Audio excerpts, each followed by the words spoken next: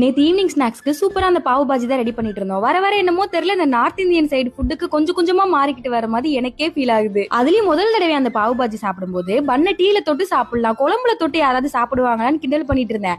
ஆனா இப்ப என்னோட ஃபேவரட் லிஸ்ட்ல இந்த பாவு பாஜி ஆட் ஆயிருச்சு. அதுலயும் இப்பெல்லாம் அந்த முத்து உனக்கு ஏதாவது செஞ்சு தட்டுமான்னு கேட்டாலே பிரியாணியை தாண்டி ஆலு பரத்தா கிடைக்குமா இல்லனா பாவு பாஜி கிடைக்குமான்னு தான் கேட்டுக்கிட்டு கிடைக்க. எப்படித்தானோ தெரியல, போற போக்க பார்த்தா முன்னாடில இந்த முத்து தான் வடக்கு பையாவே மாறிடுவாங்களோன்னு பயந்துட்டு இருந்தேன். ஆனா இப்ப நானே வடக்கு ரீதியா மாறிடுவேணும்னு பயம் வர ஆரம்பிச்சிருச்சு. இந்த கிரேவிக்கு மெயினா காலிஃபிளவர், கொடமிளகா, பீட்ரூட்லாம் கூட சேர்த்து செய்வாங்க. ஆனா எங்க கிட்ட இன்னைக்கு உருளைக்கிழங்கு, கேரட், பச்சை பட்டாணி தான் இருந்தது. அதை வச்சு மட்டும் தான் ரெடி பண்ணிருந்தோம். முதல்ல அதை தனியா வேக வச்சு எடுத்துட்டு அப்புறம் எப்பவும் போலதான் வெங்காயம், அரைச்ச தக்காளி, இஞ்சி பூண்டுலாம் சேர்த்து மசாலாவை சேர்த்துட்டு வேக வச்ச அந்த காயை சேர்த்து அதிலே மசிச்சு விட்டுறணும். கடைசியா கொஞ்சமா லெமன் பட்டர் சேர்த்து இறக்குனா சூப்பரா கிரேவி ரெடி ஆயிரும். இன்னொரு சைடு இந்த பண்ணையும் பட்டர்ல டோஸ்ட் பண்ணி எடுத்தாச்சு. அப்படியே இந்த பண்ணை அந்த கிரேவில தொட்டு சாப்பிடும் போது ஒரு ஃபீல் வரும் பாருங்க. அட அட அட அத வார்த்தையால சொல்லவே முடியாது, அவ்வளவு ஒரு டேஸ்டா இருக்கும். அவ்வளவுதான், நாளைக்கு பார்க்கலாம்.